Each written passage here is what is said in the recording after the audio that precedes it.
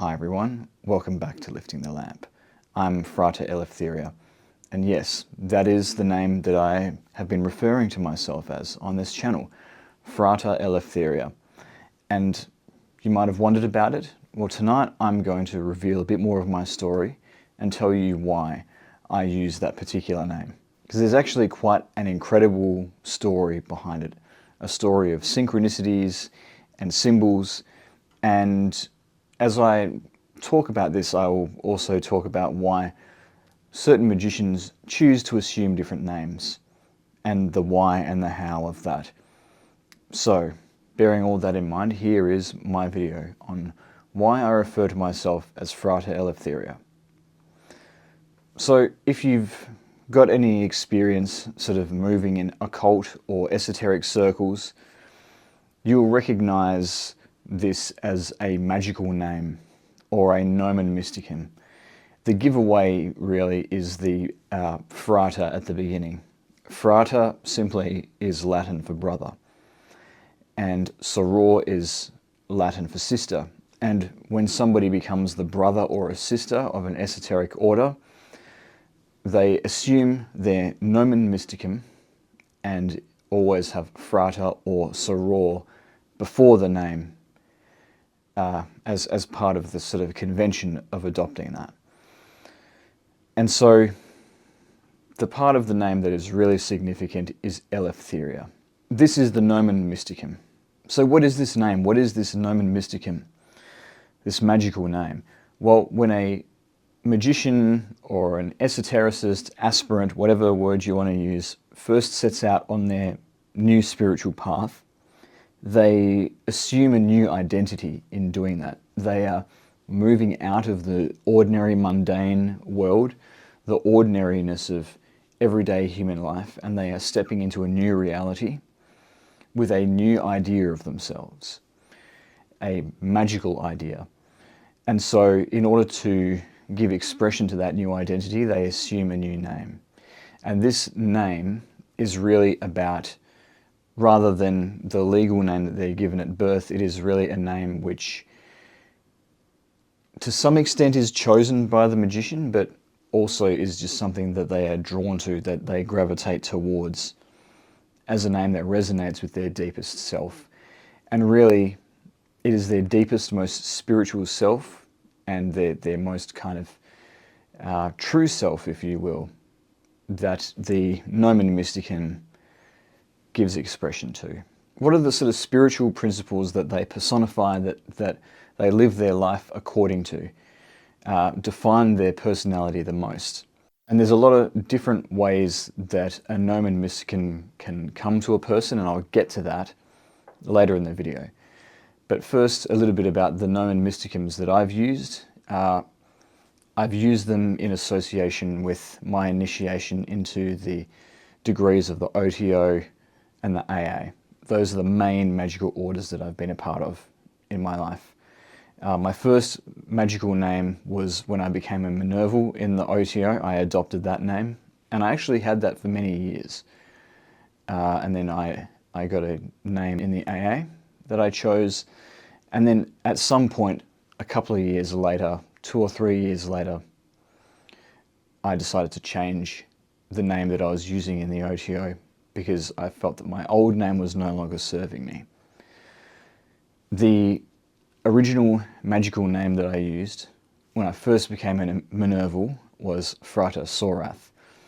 And if you know anything about who or what Sorath is, it's essentially the spirit of the sun, so kind of like a more negative side to the solar energy. And you know, that was something which in my youthful rebellion against Christianity was very appealing to me at the time, but later, as I sort of revised my views on demons and the left-hand path and that sort of thing, it no longer served me, it no longer represented who I wanted to become. So I decided to ditch that, and also I was being put through some really serious intense transformations to test my resilience and test the strength of my will. Character building, as they call it these days, in a quite sarcastic way. as a result of taking this name of Sorath. Sorath is the black sun, so my life was just a series of really harsh tests, one big Negrito phase, and I wanted that to stop, so I thought that by rejecting the name Sorath, not rejecting the name Sorath, but substituting it for a new magical name, I could kind of get that energy out of my life a bit. Didn't really work. It worked for a couple of years, and then the rigorous tests and trials began again and continue to this day. So whatever purpose God is preparing me for, it better be a good one, because the tests are many. But at the time, that was one of my reasons for not wanting to be called Frata Sorath anymore. And so then I needed to select a new magical name. I felt it was time for a change. People change. You know, in one season of your life, you can embody a certain spiritual principle, and then you can transform and metamorphosize and embody a new principle instead. And that was sort of what was going on. That sort of metamorphosis was what was happening in my spiritual life at the time. So this was in 2019 that I was beginning to search for a new name. And my approach was that I would look for a bunch of names in Greek and Hebrew which reflected the core of what I wanted to express in my life and the sort of energy that I wanted to attract into my life as well as influencing others with that energy. And so I had a look at these significant words that I was able to think of, and then the Greek and Hebrew translations of those. And from among the list was the word Eleftheria. It's a Greek word, and it translates roughly to freedom, perhaps more exactly to liberty. And so this was something that I wanted for myself, and it was what I wanted to influence other people towards. Something a lot more lighthearted, more growth and abundance oriented than my old name, and of course a lot more positive. And so this one was a word that particularly resonated with me. If I had to summarize what my end goal was for myself and others, it was this: freedom, liberty. And so I had this name, but then when it comes to magical names, quite often as well, it's not just the word that is significant. There might be some numerological or numeric value to the name, particularly using gematria, attributing the Hebrew letters to a number and adding it up, and then with the number that you get through the additions, finding other words that add up to that same number. And then I sub Cephi is doing the same with the Greek alphabet. So by these methods in particular, a magician will be able to choose a name which has a significance in terms of gematria or I sub Cephi. Will have symbolic significance in terms of number. It's a number value as well as the meaning of the word. And you can take the word at face value. That's one way of getting such a meaning. I was curious to see what the I sub Cephi of the word Eleftheria was, because of course I sub Cephi is for Greek letters, and I found that the number was not anything significant, 565. But then I thought that I would try and manipulate the word and play with the spelling of the word to see if I could get any other value that would be significant to my spiritual path. And this is another method of coming up with a magical name as well.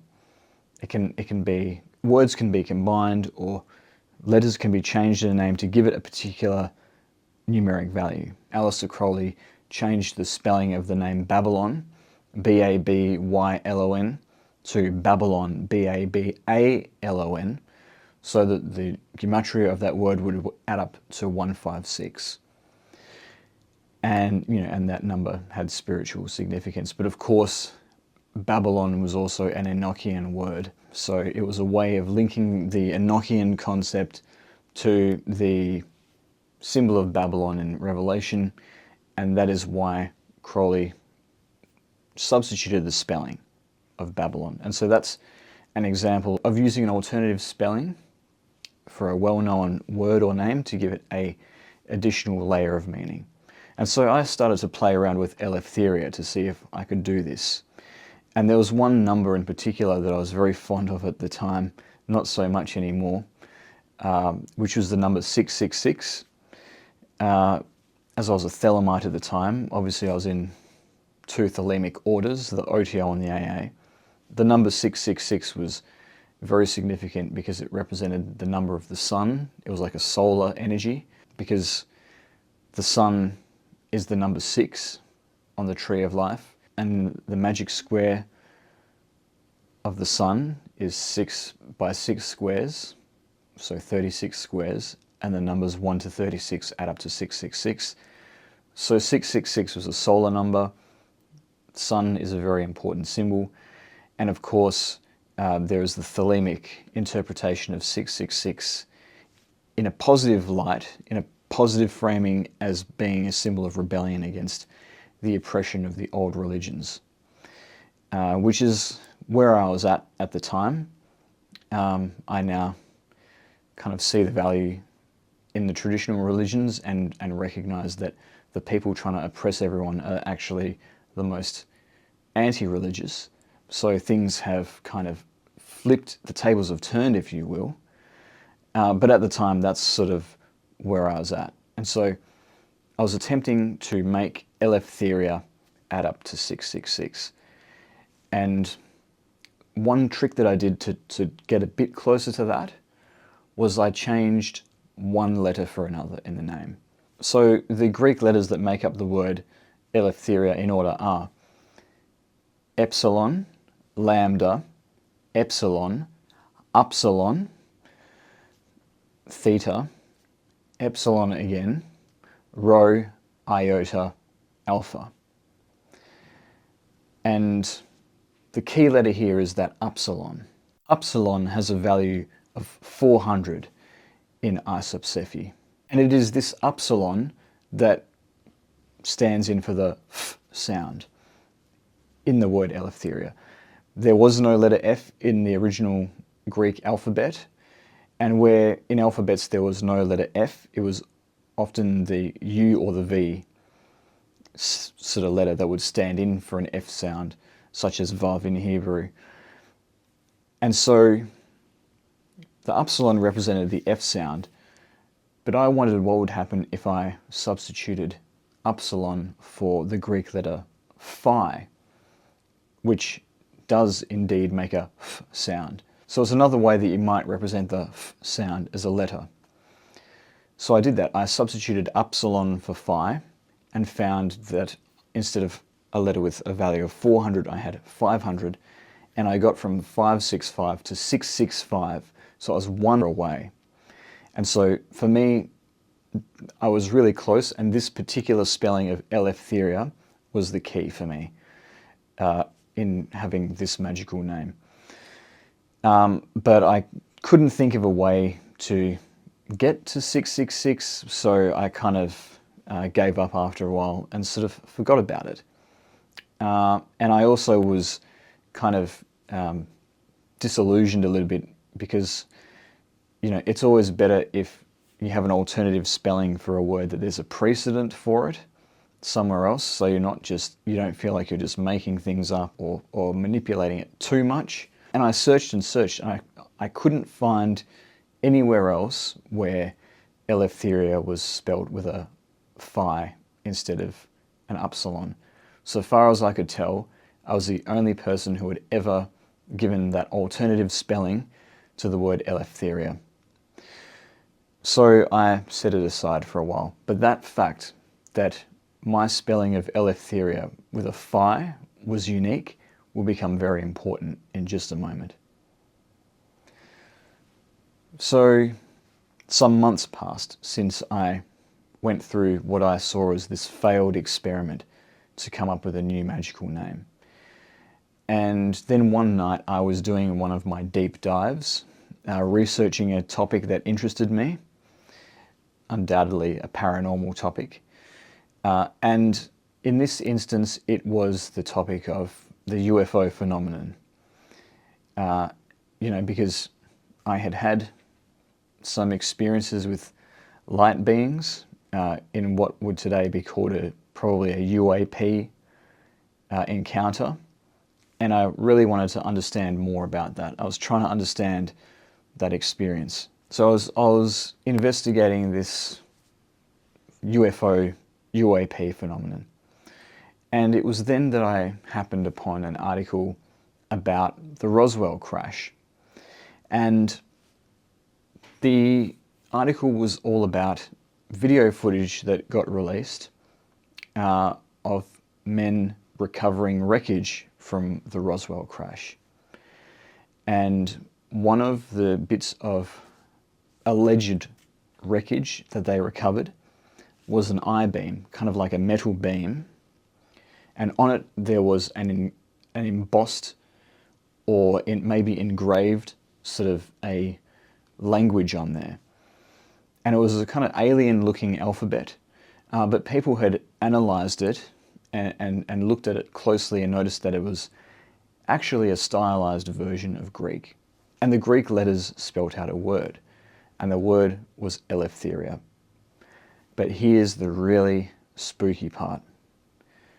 The way that Eleftheria is spelt has a phi in place of an upsilon on the Roswell I-beam.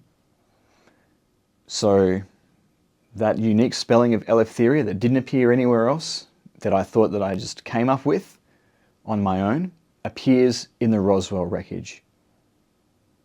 So that to me was a huge synchronicity and a clear sign from the universe that I'm meant to adopt this name. It's meant for me. All that I knew for certain was that I was meant to adopt Eleftheria with a phi instead of an upsilon as my magical name. And indeed I did. And I did find a way of making it add up to 666 because I turned it into Eleftheria Alpha, like Hymenaeus Alpha, the former outer head of the order of the OTO. And I adopted Eleftheria Alpha as my magical name when I became a Knight of the Rose Cross and reached that level of initiation. And then later when I decided that Thelema didn't really resonate with me anymore and all of the negative dark imagery of 666 didn't really resonate with me anymore, I dropped the alpha and just had Eleftheria as my magical name. And I think that was the magical name that was intended for me because that is what appears on the Roswell I-beam. So no numerical significance, but a lot of significance in terms of the synchronicities that led me to it. And that's the magical name that I've used ever since, Frater Eleftheria. There's still a lot of questions that are left unanswered about the circumstances surrounding this name. Why is it that a name that I came up with myself, supposedly, appears in UFO wreckage from 1947? And why is it that on board a supposedly alien spacecraft there is Greek inscriptions or Greek engravings in the structure of the ship? And does that suggest that they're actually travelers from the future? And that raises even more questions about why they would be using that word. And then you might think, but that's all just a hoax anyway. I mean, that was a thought that I had almost straight away. And if it was indeed a hoax, which I think, there's a pretty good chance that it was, who is responsible for the hoax and what were they trying to achieve by orchestrating that hoax? Was it a psyop? Was it an attempt to liberate people's minds by making them think about what else might be out there? Was it Was the hoax or the finding of the wreckage and our interpretation of it something that we should see instead through a psychological lens, like Jung saw the UFO phenomenon, so that we are projecting our hopes for what the future of the human race will look like in the future advanced golden age, when we look at this sort of UFO phenomenon. So these were all the kinds of questions that were left unanswered and are left unanswered, but which might be relevant to this name of Eleftheria. But in the final analysis, I think that the plain meaning of the original Greek word, of meaning freedom or liberty, is the most important thing, the most relevant consideration when you want to understand what my magical name means. And it's served me well, but I don't know how much longer I'll necessarily use that magical name for. I'm going through some pretty serious initiatory stuff at the moment, and when I come out of the other end of that, I may very well take a new name, magical name. But if I do that, I will probably keep using Frater Eleftheria for my content creation until I'm ready to reveal my everyday legal name, which I can't do at the moment because, you know, I like to keep those two worlds separated. But a day will come when people will know my legal name, which, as it turns out, is not the name I was born with. I changed that as well, for reasons related to my research into my ancestry. But there'll be other times where I can talk about that. But for the time being, you've got a bit of background, a bit of context on my current magical name and name as a spiritual content creator. And I hope you found my explanation of magical names useful as well, and how to sort of find a magical name. In terms of how to find a magical name, there's apparently divinations you can do, like tarot spreads. For my first magical name, I heard that you could do a tarot spread, but no one in the OTO could tell me what it was or remember it, so I made up my own. And I don't know how well that it worked, but it seemed to give me some guidance. Sometimes you just need to draw the cards and see where it leads you. But, you know, things can be intuited. You can interpret synchronicities that you see. That can be a good way of leading you to a particular magical name. So that's magical names, and that is the story of me adopting my own current magical name. I hope that you've enjoyed this video. If you did, please leave a like, subscribe to this channel to support my work, leave any comments you have down below, and if you want to support me further, hit join all thanks down below as well. But thank you again for listening, and I'll see you next time.